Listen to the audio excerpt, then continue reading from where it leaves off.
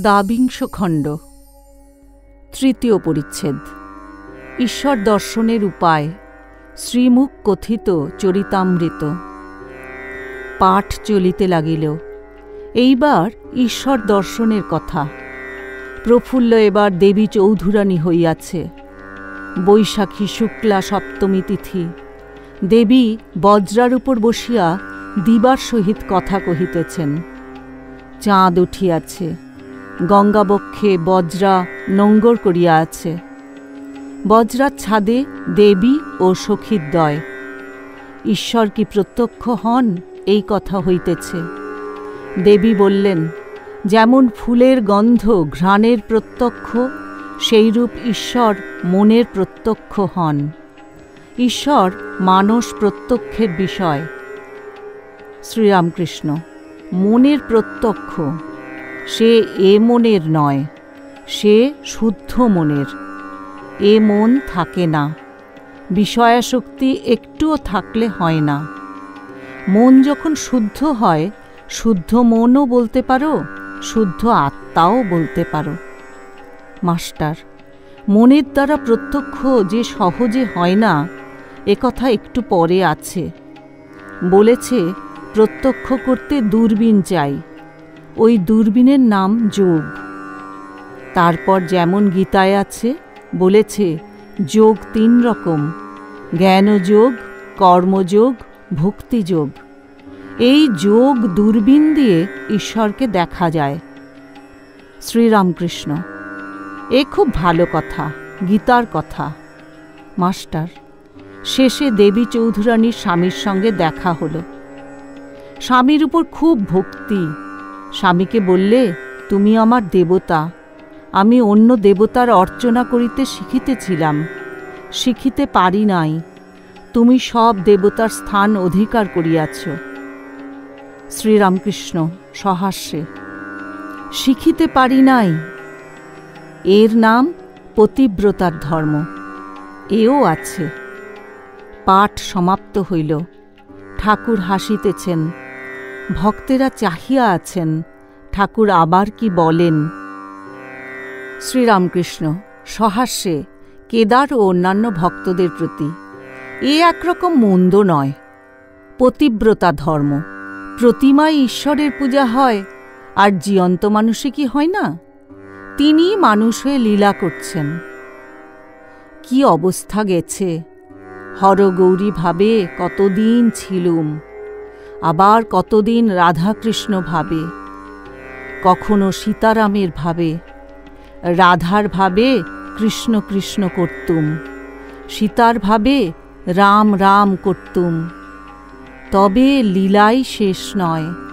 এই সব ভাবের পর বললুম, মা, এসবে বিচ্ছেদ আছে, যার বিচ্ছেদ নাই এমন অবস্থা করে দাও। তাই কতদিন অখণ্ড সচ্চিদানন্দ এইভাবে রইলুম। ঠাকুরদের ছবি ঘর থেকে বার করে দিলুম। তাঁকে সর্বভূতে দর্শন করতে লাগলুম। পূজা উঠে গেল। এই বেলগাছ, বেলপাতা তুলতে আসতুম। একদিন পাতা ছিঁড়তে গিয়ে আঁশ খানিকটা উঠে এলো। দেখলাম গাছ চৈতন্যময়। মনে কষ্ট হলো। দূর্বা তুলতে গিয়ে দেখি আর সেরকম করে তুলতে পারিনি। তখন রোগ করে তুলতে গেলুম। আমি লেবু কাটতে পারি না। সেদিন অনেক কষ্টে জয়কালী বলে তাঁর সম্মুখে বলির মতো করে তবে কাটতে পেরেছিলুম। একদিন ফুল তুলতে গিয়ে দেখিয়ে দিলে গাছে ফুল ফুটে আছে, যেন সম্মুখে বিরাট। পূজা হয়ে গেছে, বিরাটের মাথায় ফুলের তোড়া। আর ফুল তোলা হলো না। তিনি মানুষ হয়েও লীলা করছেন। আমি দেখি সাক্ষাৎ নারায়ণ। কাঠ ঘষতে ঘষতে যেমন আগুন বেরোয়, ভক্তির জোর থাকলে মানুষেতেই ঈশ্বর দর্শন হয়। তেমন টোপ হলে বড় রুই কাতলা কপ করে খায়। প্রেমোন্মাদ হলে সর্বভূতে সাক্ষাৎকার হয়। গোপীরা সর্বভূতে শ্রীকৃষ্ণ দর্শন করেছিল। কৃষ্ণময় দেখেছিল, বলেছিল আমি কৃষ্ণ। তখন উন্মাদ অবস্থা। গাছ দেখে বলে এরা তপস্বী, শ্রীকৃষ্ণের ধ্যান করছে। তৃণ দেখে বলে শ্রীকৃষ্ণকে স্পর্শ করে ওই দেখো পৃথিবীর রোমাঞ্চ হয়েছে। পতিব্রতা ধর্ম, স্বামী দেবতা, তা হবে না কেন? প্রতিমায় পূজা হয়, আর জীবন্ত মানুষে কি হয় না? প্রতিমায় আবির্ভাব হতে গেলে 3টি জিনিসের দরকার। প্রথম, পূজারীর ভক্তি। দ্বিতীয়, প্রতিমা সুন্দর হওয়া চাই। তৃতীয়, গৃহস্বামীর ভক্তি। বৈষ্ণব চরণ বলেছিল, শেষে নরলীলাতেই মনটি কুড়িয়ে আসে। তবে একটি কথা আছে, তাঁকে সাক্ষাৎকার না করলে এরূপ লীলা দর্শন হয় না। সাক্ষাৎকারের লক্ষণ কি জানো? বালক স্বভাব হয়। কেন বালক স্বভাব হয়? ঈশ্বর নিজে বালক স্বভাব কিনা, তাই যে তাঁকে দর্শন করে তারও বালক স্বভাব হয়ে যায়। এই দর্শন হওয়া চাই। এখন তাঁর সাক্ষাৎকার কেমন করে হয়? তীব্র বৈরাগ্য এমন হওয়া চাই যে বলবে, কি জগৎ পিতা, আমি কি জগৎ ছাড়া? আমায় তুমি দয়া করবে না শালা? যে যাকে চিন্তা করে সে তার সত্তা পায়। শিব পূজা করে শিবের সত্তা পায়। একজন রামের ভক্ত রাত দিন হনুমানের চিন্তা করত, মনে করত আমি হনুমান হয়েছি। শেষে তার ধ্রুব বিশ্বাস হল যে তার একটু ল্যাজও হয়েছে। শিব অংশে জ্ঞান হয়, বিষ্ণু অংশে ভক্তি হয়। যাদের শিব অংশ তাদের জ্ঞানীর স্বভাব, যাদের বিষ্ণু অংশ তাদের ভক্তের স্বভাব। মাস্টার চৈতন্যদেব, তাঁর তো আপনি বলেছিলেন জ্ঞান ও ভক্তির 2 ছিল। শ্রীরামকৃষ্ণ বিরক্ত হইয়া, তাঁর আলাদা কথা। তিনি ঈশ্বরের অবতার, তাঁর সঙ্গে জীবের অনেক তফাৎ। তার এমন বৈরাগ্য যে সার্বভৌম যখন জিহ্বায় চিনি ঢেলে দিলে, চিনি হাওয়াতে ফরফর করে উড়ে গেল, ভিজল না। সর্বদাই সমাধিস্থ। কত বড় কাম জয়ী! জীবের সহিত তাঁর তুলনা। সিংহ 12 বছরে একবার রমণ করে, কিন্তু মাংস খায়।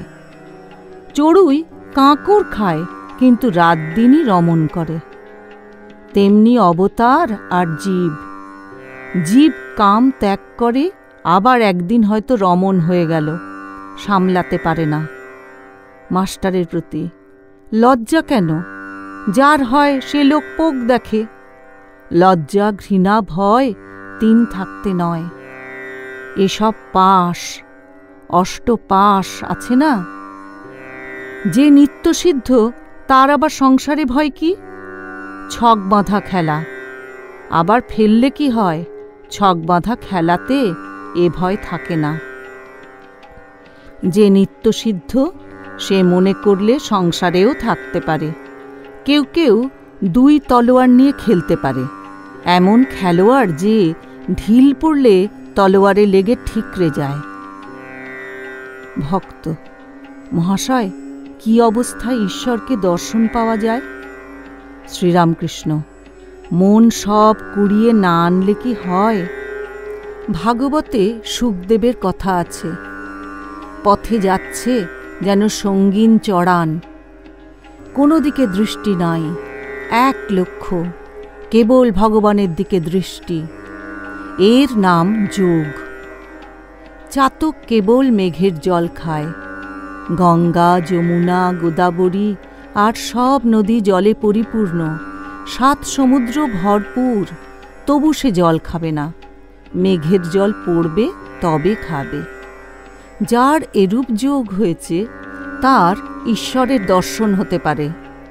থিয়েটারে গেলে যতক্ষণ না পর্দা উঠে ততক্ষণ লোকে বসে বসে নানা রকম গল্প করে, বাড়ির কথা, আফিসের কথা, স্কুলের কথা, এই সব। যাই পর্দা উঠে অমনি কথাবার্তা সব বন্ধ। যা নাটক হচ্ছে এক দৃষ্টে তাই দেখতে থাকে। অনেকক্ষণ পরে যদি 1-8টা কথা কয়, সে ওই নাটকেরই কথা। মাতাল মদ খাওয়ার পর কেবল আনন্দের কথাই কয়।